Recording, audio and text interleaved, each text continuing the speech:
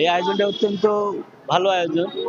পুরা কুমারখালী, খোকসা থেকে অনেক যারা এই ভক্তবৃন্দ আছে সবাই এখানে উপস্থিত হতে পেরেছে। এবং সবচেয়ে বড় ব্যাপার কি যে আমাদের বাংলাদেশের বর্তমান প্রধানমন্ত্রী জনাব তারেক রহমান সম্প্রীতি এবং ভ্রাতৃত্বের রাজনীতিতে বিশ্বাস করেন উনি। উনি সবসময় যারা আমরা উদীয়মান রাজনীতিবিদ তাদের নির্দেশনা দেওয়া আছে যে সামাজিক মাদকের ক্ষয় যাতে সারা যুব সমাজ নষ্ট না হয়ে যায়, ধ্বংস না হয়ে যায়, সেজন্য সমাজের যারা যারা যেমন হিন্দু ধর্মাবলম্বীর সবচেয়ে বড় অনুষ্ঠান এটা, এখানে অনেক জায়গা থেকে লোকজন আসছে তাদের ধর্মের প্রতি শ্রদ্ধা জানানোর জন্য। আমাদের বর্তমান প্রধানমন্ত্রী জনাব তারেক রহমান উনি সবসময় হিন্দুদের ধর্মাবলম্বীর প্রতি আলাদা একটা ভালোবাসা এবং টান। আমাদের এই বাংলাদেশে দলমত নির্বিশেষে এবং ধর্ম বর্ণ নির্বিশেষে সবাই আমরা এক।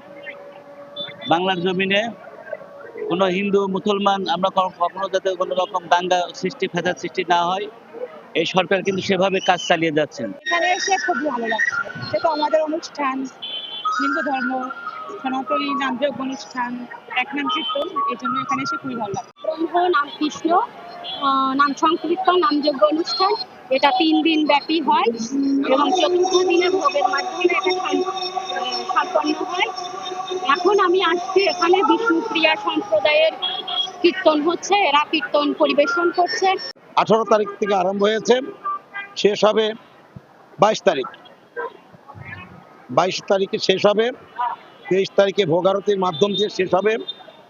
তাই আমি এই উদ্দেশ্য হলো দেশ এবং দশের কল্যাণে যাতে দেশ শান্তি ফিরিয়ে আসুক, এইটাই আমরা কামনা করি।